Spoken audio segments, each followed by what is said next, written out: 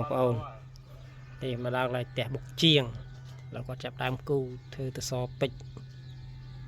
ឆ្លាក់ក្បាច់បងប្អូនពីដើមមកដើមមកដល់10 ម៉ែត្រទេបង10 ម៉ែត្រមកដើម10 ម៉ែត្រ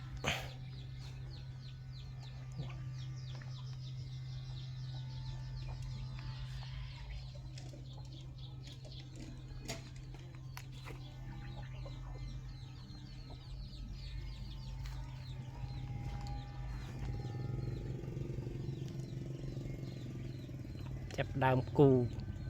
លំអិតដើម្បីលាក់ចេញយកទៅសពេជ្រ